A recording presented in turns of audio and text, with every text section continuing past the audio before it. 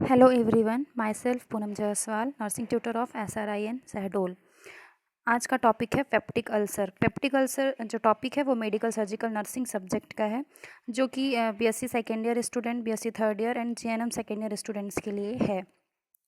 तो सबसे पहले देखते हैं AIIMS, definition of peptic ulcer, location and symptoms, causes, types, complication and treatment, precautions. Firstly, I will explain definition. Definition of peptic ulcer. Peptic ulcer is a hole or open sore in the lining of the stomach, duodenum, beginning of the small intestine और esophagus. जो peptic ulcer होता है वो एक open whole या सोर होता है जो कि लाइनिंग ऑफ द स्टमक की म्यूकोजल लाइनिंग, ड्यूडेनम और ईसोफेगस में हो सकता है। After that, location of peptic ulcer. Peptic ulcer का लोकेशन कहाँ कहाँ है, मीन्स कहाँ कहाँ पे पेप्टिक अल्सर कॉज कर सकता है।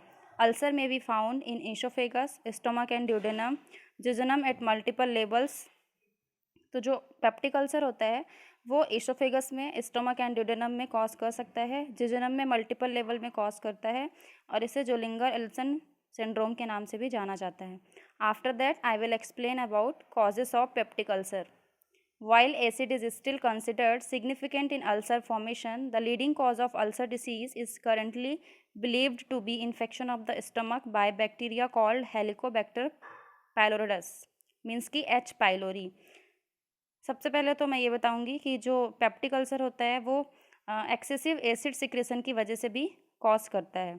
और उसके बाद अगर हम देखेंगे तो हेलिकोबैक्टर पाइलोरी एक बैक्टीरिया होता है जो ईटिंग फूड और ड्रिंकिंग वाटर के थ्रू हमारे स्टमक में जाकर वहाँ पे अल्सर फॉर्मेशन करता है। Stress increase HCl secretion. HCl means होता है हाइड्रोक्लोरिक एसिड। HCl का फुल फॉर्म है हाइड्रोक्लोरिक एसिड, जो कि हमारे स्टमक में सेल से प्रोड्यूस होता है और ये सेल स्टमक लाइनिंग में प्रेजेंट होती हैं।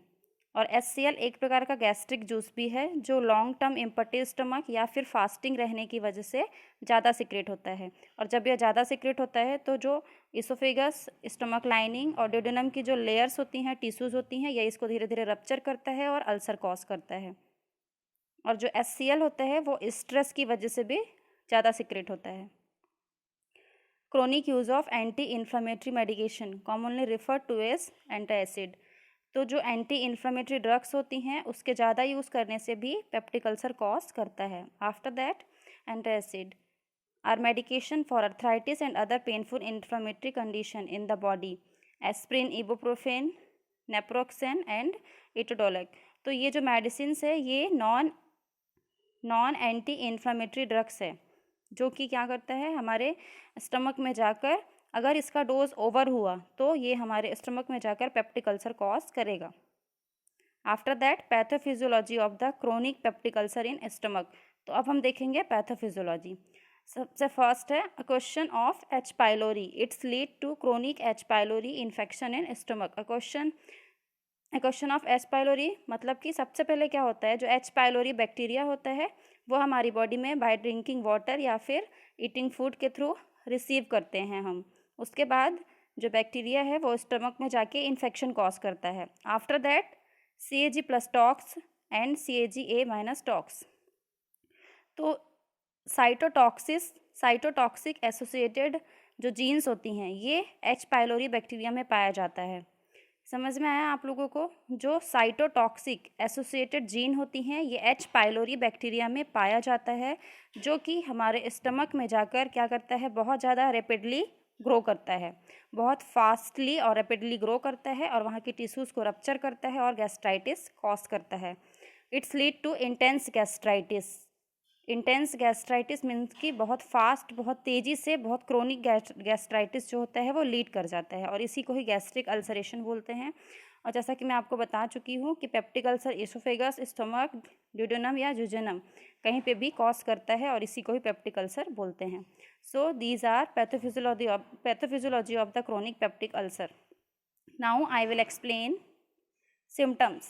सबसे फर्स्ट है abdominal discomfort usually occurs in the epigastric area. Means कि पेप्टिक अल्सर कंडीशन में क्या होता है कि जो एपिगैस्ट्रिक रीजन होता है एब्डोमिन में, वहाँ पे एब्डोमिनल डिस्कम्फर्ट्स होता है या फिर पेन होता है। After that dull gnawing ache comes and goes for several days, means कि प्रिकिंग लाइक पेन होता है एंड ये सेवरल डेज के लिए भी कॉज कर सकता है, मीन्स कि सेवरल डेजेस के लिए भी ये पेन जो होता है वो फील हो सकता है। नेक्स्ट, पेन में increase when the stomach is empty at night और 1/2 to 3 hours after meal.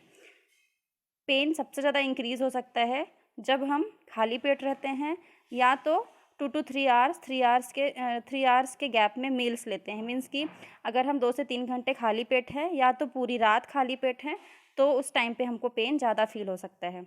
After that pain is relieved by eating and anti acid medication, और ये जो पेन होता है वो या तो फूड ईटिंग करने के साथ या फिर एंटी एसिड मेडिसिन लेने के साथ ही ये पेन रिलीव कर जाता है।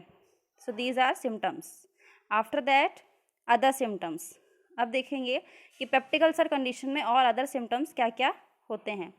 फर्स्ट है वेट चेंजेस, वेट में चेंजेस होगा। नेक्स्ट है फटीग, चक्कर जैसा महसूस होगा। ब्लॉटिंग, ब्लॉटिंग मीन्स होता है फुलनेस, सूजन जिसको बोलते हैं, मतलब कि जो एब्डोमेन होता है बहुत ज़्यादा सूज जाता है, स्वेलिंग हो जाती है। After that chest pain. Burping is a reflex that expels gas Noisli from the stomach through the mouth. Other symptoms nausea and anorexia common with gastric ulcer. Anorexia मतलब होता है रिफ्यूजिंग ऑफ फूड, भूख नहीं लगेगा, अच्छा नहीं लगेगा, uninterested of the food.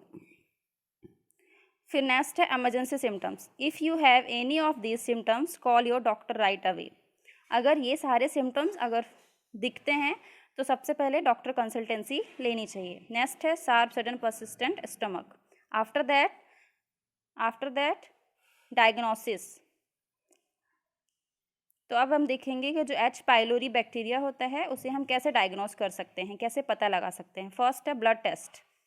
Blood tests are the most common. They detect antibodies to H. pylori bacteria. Blood is taken at the doctor's office through the finger stick. तो जो blood test के through हम H. pylori bacteria का पता लगा सकते हैं।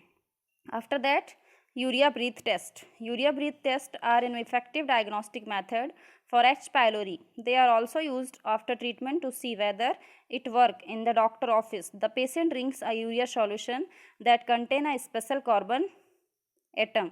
If H. pylori is present, it breaks down the urea. Means कि यूरिया ब्रीथ टेस्ट में क्या करते हैं कि पेशेंट को यूरिया सॉल्यूशन ड्रिंक करने के लिए बोलते हैं, और अगर पेशेंट में H. pylori बैक्टीरिया प्रेजेंट होता है तो इसको क्या करता है, ब्रेक डाउन कर देता है एंड कार्बन रिलीज करता है। After that stool test. तो स्टूल टेस्ट के थ्रू भी हम H. pylori बैक्टीरिया का पता लगा सकते हैं। After that tissue test. Tissue test are usually done using the biopsy sample that is removed with the endoscopy. तो इंडोस्कोपी के थ्रू इसोफेगस, ड्यूडेनम या जेजुनम में जो टिश्यूज़ होती हैं उसको लेकर के कलेक्ट करके और क्या करते हैं, diagnosis of the H. pylori। After that treatment. सबसे फर्स्ट है changing lifestyle, after that medication and surgery. Now we will see drugs use in the peptic ulcer condition. First anti secretory drugs.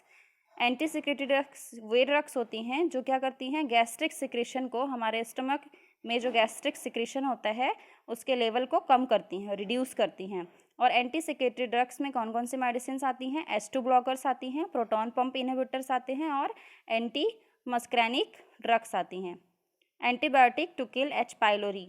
तो peptic ulcer condition में patient को antibiotics भी provide की जाती है जो क्या करता है, H. pylori बैक्टीरिया को किल करता है। नेक्स्ट है साइटोप्रोटेक्टिव ड्रग्स। साइटोप्रोटेक्टिव ड्रग्स क्या करती हैं कि ये म्यूकस प्रोडक्शन को स्टिमुलेट करती हैं, हमारे एब्डोमेन में जो म्यूकस प्रोडक्शन होता है उसको स्टिमुलेट करती हैं, जिसके थ्रू जो स्टमक में ब्लड फ्लो होता है, स्टमक की लाइनिंग, इसोफेगस में जो ब्लड फ्लो होता है वो इंक्रीज़ हो जाता है। और ब्लड फ्लो इंक्रीज़ होने की वजह से जो अल्सरेटिव टिश्यूज़ होती हैं उसके ऊपर एक लेयर का फॉर्मेशन होता है, और जो अल्सर होते हैं, रेडनेस होते हैं, वो धीरे धीरे ब्लड फ्लो की वजह से ठीक हो जाते हैं। साइटोप्रोटेक्टिव ड्रग्स में क्या क्या देते हैं, सुक्राल देते हैं, मिसोप्रोस्टॉल देते हैं एंड एंटी एसिड देते हैं। So these are drugs using in peptic ulcer condition. After that we will discuss about surgical management. First, surgical option included all the followings. First है इंडोस्कोपिक सर्जरी। इंडोस्कोपिक सर्जरी यह एक surgical procedure है जिसमें hello tube with lens throat के through insert करवाया जाता है और oesophagus, stomach and small intestine में जो भी कंडीशन अराइज हो रही है उसको चेक किया जाता है। नेक्स्ट है वैगोटॉमी एंड ड्रेनेज।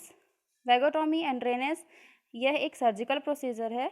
वैगोटॉमी में क्या किया जाता है कि वैगोटॉमी में जो वेगस नर्व्स होती हैं उसको कट आउट करके उसके पार्ट को रिमूव किया जाता है। वेगस नर्व्स का सबसे इम्पॉर्टेंट रोल होता है कि डाइजेशन का रोल होता है और ये क्या करता है, एसिडिटी। वेगस नर्व का इम्पॉर्टेंट रोल होता है डाइजेशन में, ये एसिडिक सिक्रेशन करता है जिसकी वजह से डाइजेशन होता है और वैगोटॉमी सर्जिकल प्रोसीजर से इसकी एसिडिटी रिड्यूस हो जाती है और पेप्टिक अल्सर में भी ठीक होने के चांसेस होते हैं। नेक्स्ट है पाइलोरप्लास्टी। पाइलोरप्लास्टी एक सर्जिकल प्रोसीजर है जिसमें सर्जिकल इंसिजन के थ्रू क्या किया जाता है कि स्टमक में एक पाइलोरस जो होता है वो लोअर पार्ट होता है स्टमक का। Pylorus is a lower part of the stomach और यह बहुत थिक होता है, थिक मस्कुलर एरिया होता है जिसमें क्या होता है कि पेप्टिक अल्सर कंडीशन में ये बहुत ज़्यादा और थिक हो जाता है और जिसकी वजह से फूड पास नहीं हो पाता है और सर्जिकल इंसिजन के थ्रू पाइलोप्लास्टिक सर्जिकल प्रोसीजर में जो पाइलोर होता है उसका ओपनिंग किया जाता है, जिसके ओपनिंग करके उसको बहुत ज़्यादा वाइड किया जाता है ताकि फूड जो है वो ईजिली पास हो सके। फिर नेक्स्ट है गैस्ट्रोड्यूडेनोस्टॉमी। गैस्ट्रोड्यूडेनोस्टॉमी सर्जिकल प्रोसीजर में सर्जिकल इंसिजन के थ्रू स्टमक और ड्यूडेनम के बीच में एक न्यू कनेक्शन क्रिएट किया जाता है। नेक्स्ट है गैस्ट्रोजिजनोस्टॉमी। गैस्ट्रोजिजनोस्टॉमी सर्जिकल प्रोसीजर में स्टमक और जिजनम के बीच में एक नया कनेक्शन क्रिएट किया जाता है ताकि जो फूड है वो ईजिली पास हो सके। फिर नेक्स्ट है हाईली इलेक्टिव वैगोटॉमी। हाईली इलेक्टिव वैगोटॉमी पहले भी आप लोग पढ़ चुके हो कि वैगोटॉमी में क्या किया जाता है, वेगस नर्व्स के पार्ट को कट आउट किया जाता है। तो हाईली इलेक्टिव वैगोटॉमी में वेगस नर्व्स के उन ब्रांचेस को कट किया जाता है जो कि लोअर इसोफेगस एंड स्टमक में एसिड सप्लाई करते हैं। तो हाईली इलेक्टिव वैगोटॉमी के थ्रू जो ब्रांचेस होती हैं जो स्पेशली इसोफेगस और स्टमक में एसिड सप्लाई करती हैं उसको कट आउट कर दिया जाता है ताकि वो एसिड सिक्रेशन ना कर सके। फिर नेक्स्ट है वैगोटॉमी विथ एंट्रेक्टॉमी। वैगोटॉमी में आपको पहले भी बता चुकी हूँ कि वेगस नर्व्स के पार्ट को कट आउट किया जाता है और antrectomy is a removal of the half of the stomach, means कि स्टमक के हाफ पार्ट को कट आउट करके रिमूव कर दिया जाता है। तो स्टमक में एक पार्ट होता है जिसका नाम है एंट्रम और इसी पार्ट को कट आउट करके रिमूव किया जाता है जिसकी वजह से इस सर्जिकल प्रोसीजर का नाम दिया गया है एंट्रेक्टॉमी। एंड फिर इसके बाद क्या करते हैं कि हम इसके बाद कुछ गाइडलाइंस दे सकते हैं। गाइडलाइंस कैसे कि जैसे कि डाइटरी चेंजेस। समटाइम्स मेडिसिन और सर्जिकल प्रोसीजर के थ्रू पेप्टिक अल्सर ठीक किया जाता है, लेकिन इसके अलावा हम पेशेंट को डाइटरी चेंजेस के बारे में भी बता सकते हैं। सो फर्स्ट है people with ulcer have been reported to eat more sugar than people without ulcer. Means कि ज़्यादातर हम ऐसे पेशेंट देखने को मिलते हैं जो बहुत ज़्यादा शुगर इनटेक करते हैं और उनको पेप्टिक अल्सर हुआ हो, तो इस वजह से हमको पेशेंट को क्या करना है, लो शुगर डाइट लेने के लिए बोलना है। नेक्स्ट है salt is a stomach and intestinal irritant. Higher intake of salt have been linked to higher risk of stomach ulcer. तो जो पेशेंट्स या जो भी पर्सन हाई अमाउंट में सॉल्ट इनटेक करते हैं उनको पेप्टिक अल्सर होने के चांसेस ज़्यादा होते हैं। सो हमको पेशेंट को एडवाइस करना है कि सॉल्ट भी कम लेवल में लेना है। After that as a result of these reports, some doctors suggest that people with ulcers should restrict the use of both sugar and salts. तो डॉक्टर्स का कहना ये है कि जो भी पेशेंट पेप्टिक अल्सर से सफ़र कर रहे हैं या जिसको होने के चांसेस है वो शुगर और सॉल्ट का जो अमाउंट है वो रिस्ट्रिक्ट करें या तो कम लें। Thank you. If any doubt so please tell me on the comment box.